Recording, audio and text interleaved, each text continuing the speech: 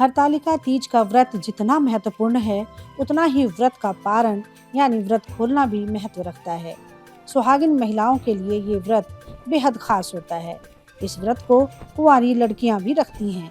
जहां सुहागिन महिलाएं अपने पति की लंबी उम्र, घर की सुख समृद्धि और संतान प्राप्ति के लिए इस व्रत को रखती हैं, तो वहीं कुंवारी कन्याएं अच्छे जीवन साथी की कामना करते हुए ये व्रत रखती हैं।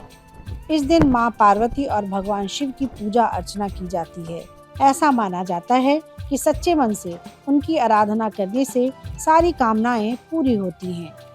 6 सितंबर को देश भर में हरतालिका तीज का पर्व मनाया जा रहा है।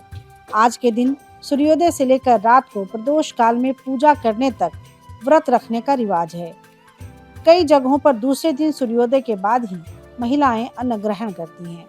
तो आइए इस वीडियो में जानते हैं हरतालिका तीज के व्रत का पारण कब करें और क्या खाकर व्रत खोलें। हरतालिका तीज का व्रत सबसे कठिन व्रतों में से एक माना जाता है। ये व्रत 24 घंटे का होता है और इसे निर्जला रखा जाता है। हरतालिका तीज के दिन व्रत का पारण अलग अलग जगहों पर अलग अलग तरीके से किया जाता है। कई जगहों पर महिलाएं प्रदोष काल में यानी शाम में शिव पार्वती की विधिवत पूजा अर्चना कर व्रत का पारण कर देती हैं, तो कई महिलाएं चतुर्थी तिथि को सूर्योदय के बाद व्रत का पारण करती हैं। बता दें कि भाद्रपद मास के कृष्ण पक्ष की चतुर्थी तिथि 6 सितंबर को दोपहर 3:01 से शुरू हो जाएगी, लेकिन पूजा प्रदोष काल में ही की जाएगी। इसलिए 7 सितंबर को सुबह सूर्योदय के बाद सुहागिनें अपना व्रत खोल सकती हैं। 7 सितंबर को सूर्योदय का समय 6:14 होगा। हालांकि जगहों के मुताबिक समय में थोड़ा बहुत फेरबदल हो सकता है, लेकिन व्रती को पारण के लिए 6 बजे से पहले तैयार रहना होगा।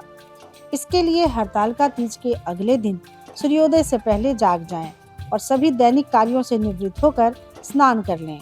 इसके बाद शिव पार्वती की विधिवत पूजा कर लें। पूजा करने के बाद मां पार्वती को सिंदूर चढ़ाएं और भगवान को प्रसाद चढ़ाएं। इसके बाद ही पारण करें। पारण भगवान को चढ़ाए प्रसाद से करें और इसके बाद पानी पिएं।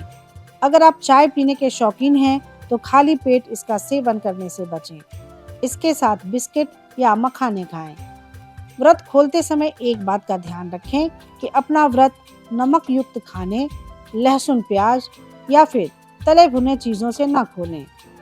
पारण करने के बाद दही या फिर सर्गी की थाली में आई चीजों का सेवन भी कर सकते हैं।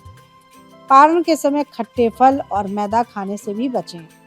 इन बातों का ध्यान रखकर पारण करें और इसके बाद पूजा में चढ़ाई गई सुहाग की सामग्री किसी ब्राह्मण स्त्री या जरूरतमंद विवाहिता महिला को दे दें। इस तरह व्रत संकल्प से लेकर पारण तक अगर विधि विधान से आपने सब कुछ संपन्न कर लिया, तभी पूजा की पूर्णता मानी जाएगी और तभी भगवान पूजा का पूरा फल भी देते हैं, सभी मुरादें पूरी करते हैं। तो कैसी लगी आपको हमारी ये जानकारी, हमें कमेंट बॉक्स में ज़रूर बताएं। बाकी धर्म कर्म से जुड़ी तमाम जानकारियों के लिए सब्सक्राइब कीजिए हमारा डिजिटल चैनल और देखते रहिए न्यूज़ नेशन स्तुति। न्यूज नेशन अब व्हाट्सएप पर खबरों के ताज़ा अपडेट के लिए न्यूज नेशन के इस QR कोड को स्कैन करें।